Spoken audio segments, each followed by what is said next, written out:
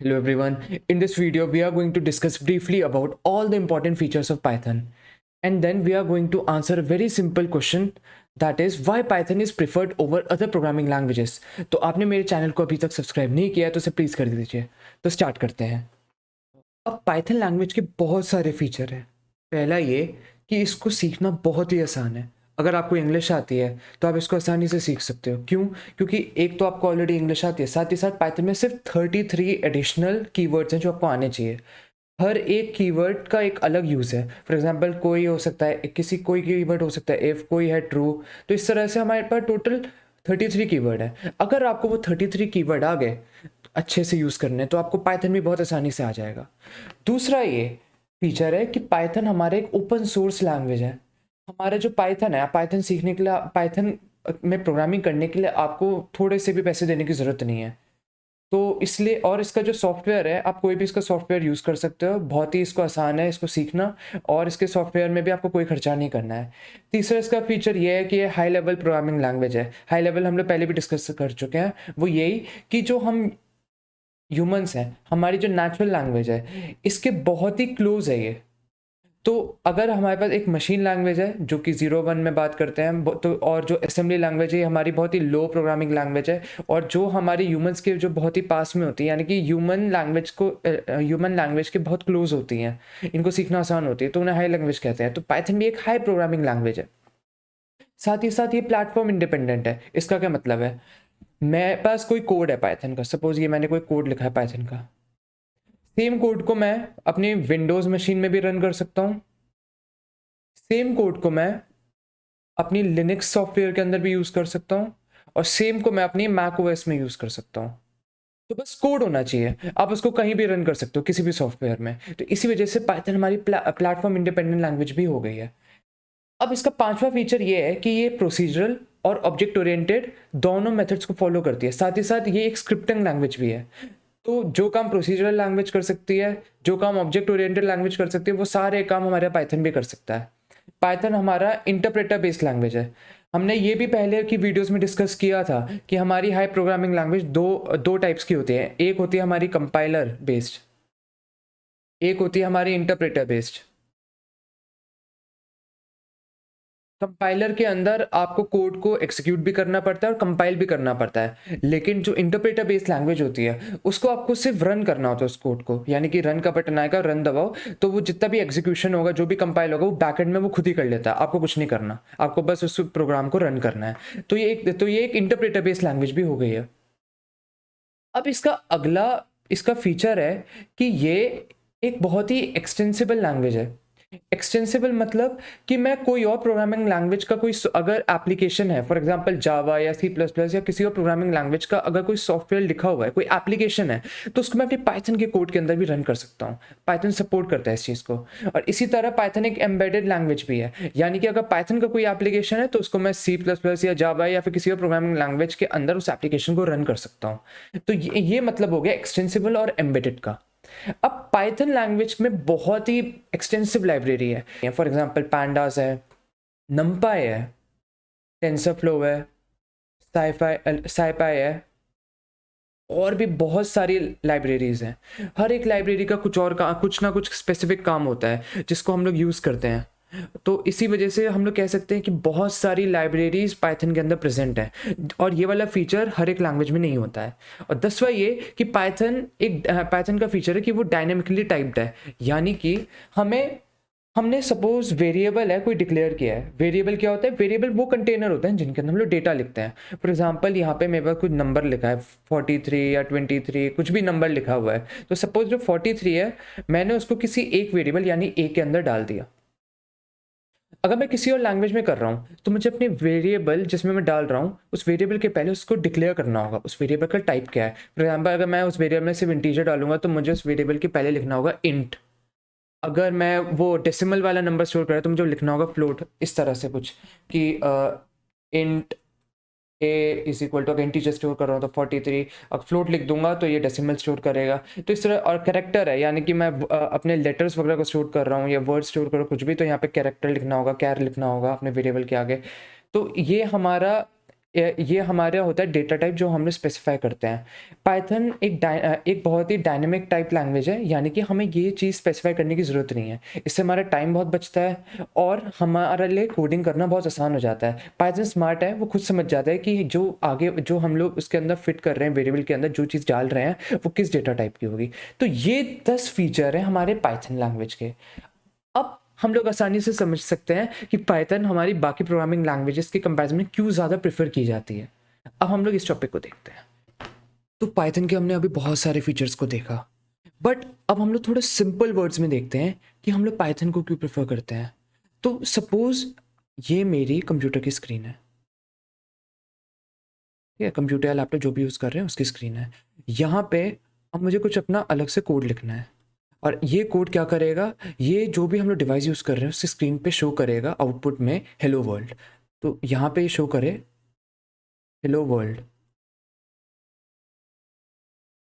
अगर मुझे ये जो कोड है इसको मुझे सी लैंग्वेज में लिखना है, तो मुझे क्या करना होगा, मुझे लिखना होगा सबसे पहले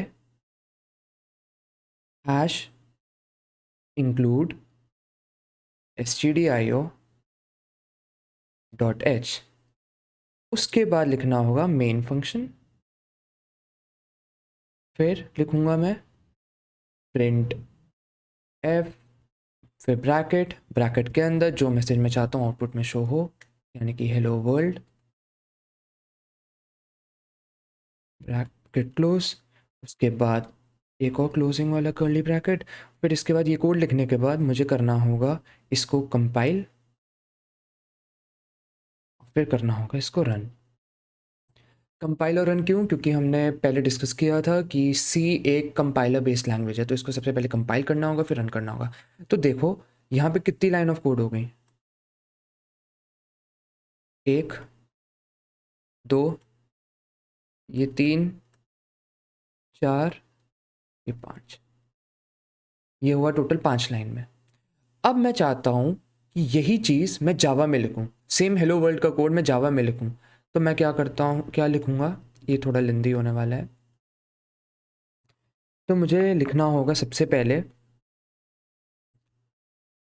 पब्लिक क्लास, और सपोज़ जो ये मेरा ये जो है कोड, इसको मैं किसी फाइल में लिख देता हूँ, उसका नाम मैं डाल देता हूँ टेस्ट, मेरा टेस्ट फाइल है, ठीक है, पब्लिक क्लास टेस्ट। उसके बाद पब्लिक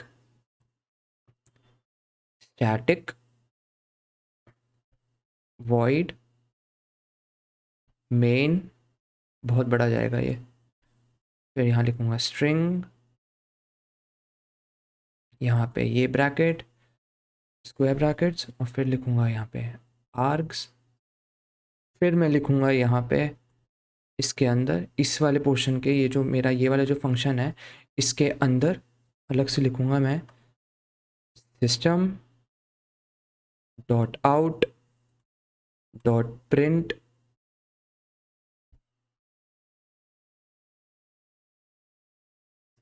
जो मेरा मैसेज है हेलो वर्ल्ड। सेमीकलन, सेमीकलन यहाँ भी है, ओ सेमीकलन कभी लगाना नहीं भूलना है, नहीं तो हमारा कोड चलेगा ही नहीं। फिर क्लोज करना है ब्रैकेट। जावा में कंपाइल करने के लिए हमें लिखना होता है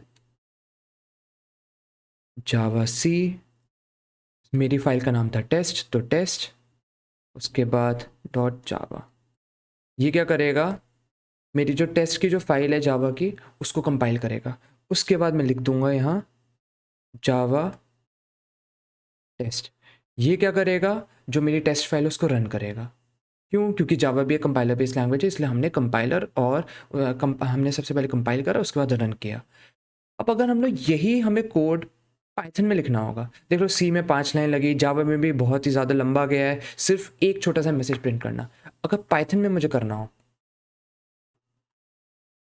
अब यही चीज़ मुझे अगर पाइथन में करनी हो तो मैं क्या करूँगा, मुझे लिखना होगा प्रिंट हेलो वर्ल्ड, ख़त्म। बस इतना ही है। पाइथन में सिर्फ एक लाइन, जो काम आपको सी में 5 लाइन ले रहा है जावा में लंबा चौड़ा ले रहा है, आपका पाइथन में वो सिर्फ एक लाइन में हो जाएगा। और फिर बस ये करने के बाद मुझे अगर मेरी पाइथन की जो फाइल है, सपोज इस फाइल का नाम मेरा टेस्ट है, मैंने इसका नाम टेस्ट रखा है, तो py टेस्ट डॉट py, इससे क्या होगा, ये जो मेरी पाइथन की फाइल है, पाइथन की फाइल को हम लोग py फाइल भी बोलते हैं, पाई फाइल, तो इससे क्या होगा, पाइथन इसको रन कर देगा सिर्फ इतने से। py की जगह मैं यहाँ पाइथन भी लिख सकता हूँ, या फिर सिंपल आप बटन पे क्लिक कर दो और आपका ही रन हो जाएगा बस। तो अगर इजी लैंग्वेज में देखें तो ये डिफरेंस है, सी, जावा और जो भी लैंग्वेज है जितना बड़ा वो काम करती है, पाइथन में आप उसको बहुत शॉर्ट में कर सकते हो, बहुत आसानी से। तो पाइथन सीखना बहुत आसान है। तो अभी तक की सारी वीडियोस में हम लोग कवर कर चुके हैं कि कंप्यूटर कैसे काम करता है, नंबर सिस्टम क्या होता है, प्रोग्राम क्या होता है, लो लेवल और हाई लेवल लैंग्वेज क्या होती है, कंपाइलर और इंटरप्रेटर बेस्ड लैंग्वेज क्या होती है, प्रोग्रामिंग की पैराडाइम क्या होती है, जिसमें हमने डिस्कस किया था कि मोनोलिथिक प्रोग्रामिंग सबसे पहले आई थी, उसके बाद फिर प्रोसीजरल, फिर मॉड्यूलर, फिर आई थी ऑब्जेक्ट ओरिएंटेड प्रोग्रामिंग, उसके बाद हमने एल्गोरिदम और सूडो कोड को डिस्कस किया था, फ्लो चार्ट को डिस्कस किया था, फिर हमने पाइथन की हिस्ट्री को ब्रीफली देखा था, और हमें ये पता चला था कि पाइथन का नाम पढ़ा कैसे। उसके बाद इस वीडियो में हमने पढ़ा कि पाइथन के फीचर्स क्या हैं और हम लोग क्यों पाइथन को प्रेफर करते हैं बाकी लैंग्वेजेस के कंपैरिजन में। तो अगर आपको इनमें से किसी भी टॉपिक में अभी भी कोई दिक्कत है तो वापस जो वीडियो मैंने डाली थी उनको आप रिवाइंड कर सकते हो, वापस देख सकते हो, तो आपके जो भी डाउट होंगे वो क्लियर होते हैं। तो अभी तक के वीडियो से जितने भी आपको बेसिक आपको प्रोग्रामिंग के बारे में आइडिया होना चाहिए था पाइथन के पहले, वो सारी चीज़ें कवर कर चुके हैं। अब अगली वीडियो से हम लोग एक्चुअल प्रोग्रामिंग को स्टार्ट करेंगे। अब अगली वीडियो से हम लोग पाइथन की एक्चुअल प्रोग्रामिंग को स्टार्ट करेंगे, जिसमें हम लोग कई सारे मॉड्यूल्स को कवर करेंगे। पहला मॉड्यूल होगा पाइथन का बेसिक्स का, जिसके अंदर हम लोग देखेंगे कि वेरिएबल क्या होता है, डेटा टाइप क्या होता है, इनपुट फंक्शंस क्या होते हैं, और फ्लो कंट्रोल क्या होता है। फ्लो कंट्रोल के अंदर हम लोग इफ़, एल्स और भी लूप्स को देखेंगे बेसिकली। उसके बाद वाले सेक्शन के अंदर हम लोग पाइथन की स्ट्रिंग्स को देखेंगे, स्ट्रिंग्स क्या होते हैं। इसके बाद वाले सेक्शन में हम लोग पाइथन के डेटा स्ट्रक्चर्स को देखेंगे। पाइथन के हमारे पास बेसिकली 4 डेटा स्ट्रक्चर होते हैं, एक होता है लिस्ट, एक होता है ट्यूपल, फिर होता है सेट और डिक्शनरी। ये चारों पे अच्छी कमांड होना बहुत इंपॉर्टेंट है। पाइथन का डेटा स्ट्रक्चर ये हमारे एक इंपॉर्टेंट टॉपिक है, और साथ ही साथ हमारा फंक्शन और ऑब्जेक्ट ओरिएंटेड प्रोग्रामिंग ये भी हमारे बहुत इंपॉर्टेंट है। पाइथन डेटा स्ट्रक्चर कवर करने के बाद हम लोग फंक्शंस कवर करेंगे, जिसके अंदर फंक्शन के बेसिक्स हम लोग देखेंगे। बेसिक्स के अंदर हम लोग कवर करेंगे फंक्शन की नीड क्या है, फंक्शन को क्रिएट कैसे करते हैं, फंक्शन को कॉल कैसे करते हैं, सारी बेसिक्स जो पता होने चाहिए। इसके बाद हम लोग इटरेटर, जनरेटर को कवर करेंगे। फिर हम लोग पाइथन के बिल्ट इन फंक्शंस को देखेंगे, मैप, रिड्यूस और भी होते हैं, वो सारे हम लोग कवर करेंगे इसके अंदर। तो इसके बाद हम लोग फिर आएंगे आखिरी सेक्शन में, जो कि है ऑब्जेक्ट ओरिएंटेड प्रोग्रामिंग। ये भी बहुत इंपॉर्टेंट है। डेटा स्ट्रक्चर, फंक्शन और ऑब्जेक्ट ओरिएंटेड प्रोग्रामिंग ये बहुत ही ज़्यादा इंपॉर्टेंट है, जो जिन पे कमांड होना बहुत इंपॉर्टेंट है। ऑब्जेक्ट ओरिएंटेड प्रोग्रामिंग के अंदर हम लोग देखेंगे कि क्लास क्या होता है, ऑब्जेक्ट क्या होता है, एब्स्ट्रैक्शन क्या होता है। फिर हम लोग देखेंगे इनहेरिटेंस, इनकैप्सुलेशन और पॉलीमॉर्फिज्म। तो इसी के साथ हमारा पाइथन का पूरा जो भी हमें पता होना चाहिए सारी चीज़ें वो कवर हो चुकी होंगी। इस वाले मॉड्यूल के बाद हम लोग जितनी भी, जब भी ये सारी मॉड्यूल ऑब्जेक्ट ओरिएंटेड प्रोग्रामिंग तक ख़त्म हो जाएंगी, तो उसके बाद हम लोग पाइथन की फाइल्स को देखेंगे। फिर हम लोग नंपाई और पैंडास को भी कवर करेंगे। तो अभी तक के लिए इतना ही, तो अगली वीडियो में मिलते हैं।